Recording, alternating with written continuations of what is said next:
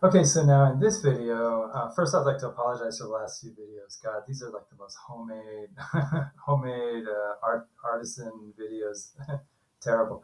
But really, the only reason I make these videos is for other people who have cluster B. Okay, the only thing I care about, because I'm a person who went decades, really, way too long, I think, to have a real recovery. All I care about is that younger people can have maybe just a just half an insight, just or even if you end up disagreeing with me, just anything to help motivate anybody or to just relate to anybody so that they could just get a little edge in their own recovery. So these videos are just for people who are close to me. I'm not interested in the whole. I don't know. I also like true crime. I think true crime is interesting, but I guess I make these videos with the idea that other people who are cluster B might watch my ideas on true crime. So it's not really, these videos aren't really made for the public. Um, but I do want to keep talking about this issue of the idea that the cluster B are basically arousal disorders, arousal dysregulation, arousal spectrum disorders, and that dysregulated arousal, especially when you have spikes in arousal and crashes in arousal, like really kind of unstable arousal, that these things will cause discontinuities in our dialectical processing. Okay, and basically that when you have discontinuities in your dialectical processing, basically you're going to start coming across with all the symptoms that are typical of cluster B. Okay, the grandiosity, the attention seeking, cartoonishness, just being exaggerated, and being way too impulsive. um, because why is that going to be? Because we need the dialectical processing to sort of reconcile discomfort, dissonance, frustration, so that we're not just like jumping and jumping and jumping whenever we're stimulated. Okay, I think it is our dialectical processing that gives us, on top of maybe having a good nervous system, but let's say in the mental space, if we don't really have, let's say, if we are kind of like real fidgety and irritable, okay, it's the dialectical processing that's going to kind of modulate and provide the buffer to keep us from being too impulsive and flighty and just going off with every impulse. Okay, so basically, when we don't have a good dialectical process, we're not reconciling uncomfortable, dissonant, conflicting situations. Okay, and basically we just go in whatever direction of the moment. Okay, and basically, I think that can cause the kind of unbounded, unlimited, sort of cartoonish presentation you see with how, let's say, NPD people adopt their ideal personality. Okay, it sort of has no temper, it has no balance, it's sort of unlimited. And I think if you were to just add a good dialectical process, okay, all that would just go away. I really do think it would. Even so-called arrogance, even if we have a tendency towards arrogance, it would all just get tempered down into a way subclinical range. Okay, so basically, the two videos I did before were basically just presenting the idea that cluster B is just basically arousal dysregulation, and by dysregulation I just mean too many spikes, too steep changes, and too steep drop-offs. Okay, in our arousal states. Okay, and how that will cause a degradation or a discontinuity in our dialectical processing. Okay, now our dialectical processing is not just how we come to ideas and how we reason and how we become reasonable. I think it also affects our self concept. Okay, the concept I have of myself will be affected if I don't have dialectical processing. Okay, I'll have too cartoonish a presentation and I'll have too cartoonish of a self concept. Okay, sorry about those dogs. Those aren't my dogs, by the way. Those are neighbor dogs. Today is not my day. Today is the day to test my cluster B arousal spectrum disorder. Okay, so anyway, um, okay, so in this video, I want to talk about how to really approach recovery. Okay, and by the way, let me apologize. I don't want to come across as telling people what to do. Okay, I know I come across as telling people what to do. I'm sure I'd be the worst therapist in the world because I would just be way too. And I don't mean that. That's my person. I mean, God, I need to improve. Okay, that's not good dialectical. See right there, the dialectical degradation. If I had more dialectical processing, I would naturally be more diplomatic and I would be not telling people what to do. Okay, so here I want to be, try to be, I want to try to act like I'm not cluster B, but really, I believe, okay, that it would be very helpful. Okay, here I'm pretending to be, pretending to be diplomatic. No, but I think it would be very helpful for people instead of focusing on the symptoms of cluster B, because I think you're chasing your tail. I think looking at the symptoms, you're chasing your tail. What is the reason for the symptom? The reason for the symptom, let's get right at what's causing it, which is the arousal dysregulation. Okay, basically we have irritability. We always have irritability. I think that's common. Okay, and then we have a tendency not to tolerate dissonance, not to tolerate frustration, not to tolerate discomfort, conflict, contradiction. Okay, we just don't tolerate it. It's not a comfortable place, and we're already irritable, and we tend to spike out of it, and we get into spikes and drops in our arousal. Okay, that's very similar to the addiction process.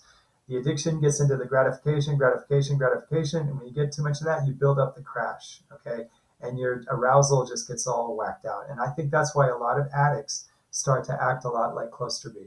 Okay. And I'm sure any psychologist will tell you that somebody who's in the midst of their addiction will have very cluster B presentation. And it just makes sense because dialectically, you have that degraded dialectical processing, which is so important. The whole dialectical processing is what governs and puts like a buffer and what puts like a kind of a natural diplomacy into everything we do, and it softens us. Okay, it softens all the edges. Okay, so basically, how do we get that back? And so obviously we want to go for. In my opinion, we just want to forget all the symptoms, okay, and just go right into the arousal issue. That I believe is the core of the cluster B. It's the arousal dysregulation. So we start with irritability and a habituation. We're habituated to spike out of uncomfortable situations, and you get too much in that spiking gratification, you get the crash. Okay, so basically, how do we deal with that? And I'm sorry I'm so repetitive. That's just my personality is so fucked up. Apart from being cluster B, I'm just a repeating. I'm a train wreck. Okay, but here's how we would approach the recovery, and you can see that I'm no model. I'm the worst model, but I still believe in this recovery. Basically, I would start with this. It's kind of like almost like a formula. Okay, so like say I'm going to pretend there's a 12-step group for cluster B people. Okay, so you go to your sponsor, or you go to your support group and you say, look, here's my plan. Okay, you got to have a recovery plan.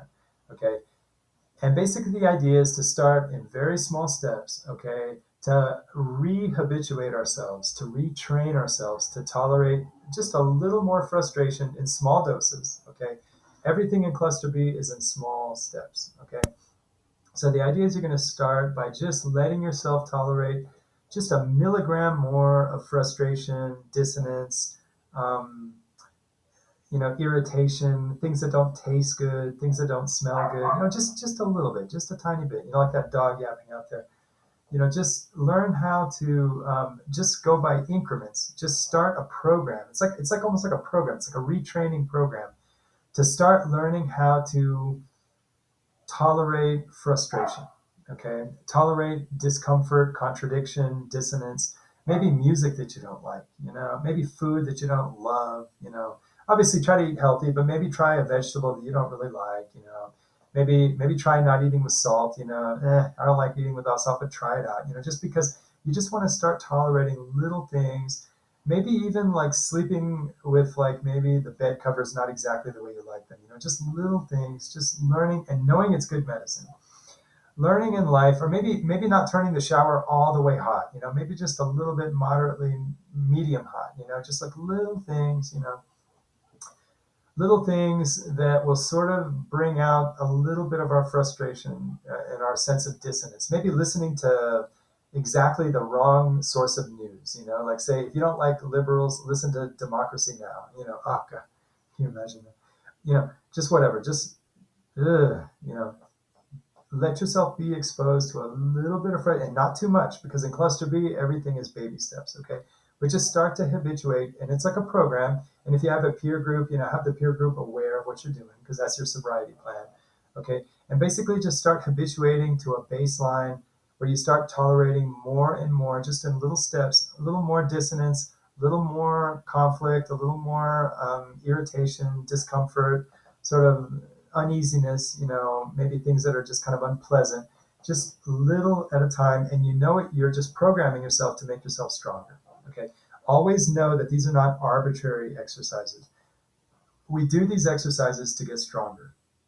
We do these exercises to recover from patterns that we develop as a child and lack of parental guidance, okay, that have kind of spoiled us, basically. I mean, I hate to say spoiled us, but we haven't been properly adapted to the environment. So this is kind of readapting ourselves to be more flexible in the world, more functional in the world. So this is good medicine, and to believe that it's for a good reason. So the first thing is dealing with I can't change the fact that I'm irritable. I'm an irritable person, but I can change my habituation to discomfort, irritation, dissonance, and discomfort. Okay, I can definitely do that.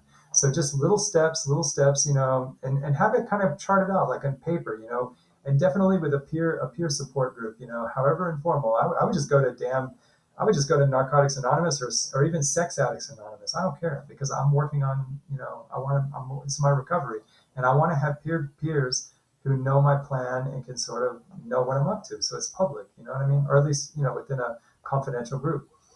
And so basically the first step is working on that, not reacting so much to discomfort. Okay. And I'll bet that if we get out of that gratification seeking, spiking, avoiding, kind of avoiding discomfort, and it's interesting, isn't narcissism a little bit related to avoidant personality? I think all these things are very related. But if we can just kind of get our avoidance spikes to be more level, okay, I believe our irritability will probably improve a little bit, not a bunch, because I'm an irritable person, and I've been working on my recovery for quite a while, and I'm always going to be irritable, but I have improved. Okay, I think I'm less irritable now, and I think my recoveries are faster than I used to be. Okay, so then the first thing is dealing with allowing ourselves to have a better tolerance of irritation, dissonance. Okay, then the next step, okay, is we want to get the spikes out. Okay, but then the next step is when we do get aroused. Okay, because we are going to get aroused in life. Okay, we're going to try to make the arousal so that it just kind of comes down slowly, and we don't try to like crash out of the arousal. Okay, now how do we do that? That is a little more mysterious. Okay, what I'm hoping is that we'll try not to spike so high.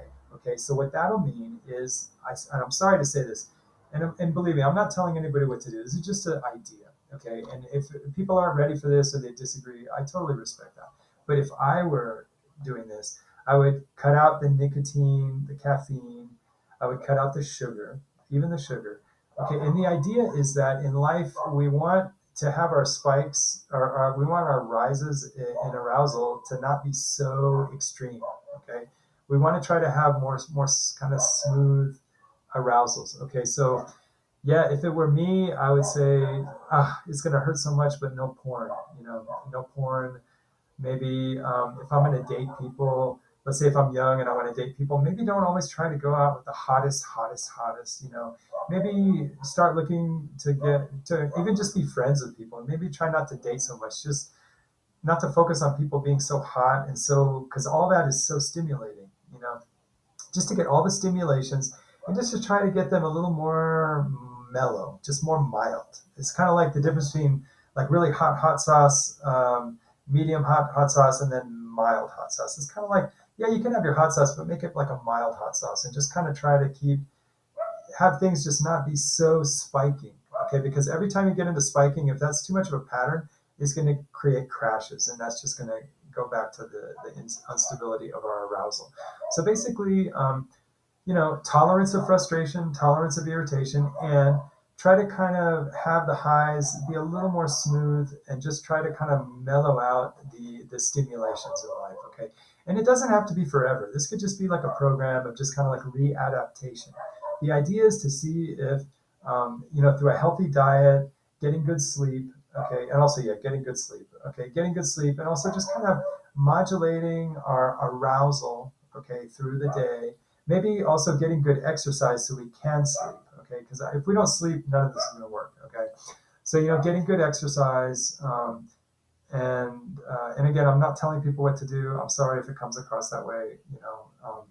I'm just sharing an idea. It's just an idea, but the idea is to have a plan, okay, and basically just to learn how to habituate ourselves to tolerate more frustration, more irritation, have a more smooth kind of a profile of our increases and decreases in arousal, okay?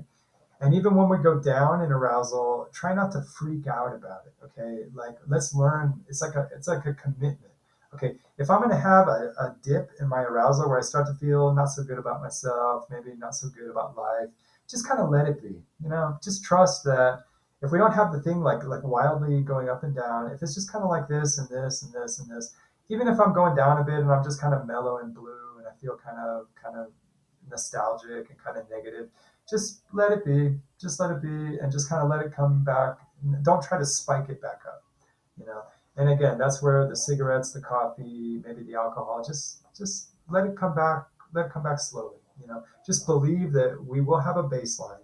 And even if we don't have a perfect baseline, even if our baseline is kind of like, at least we have a baseline, okay? And once we have our baseline, okay, we have the exercise, we get good sleep.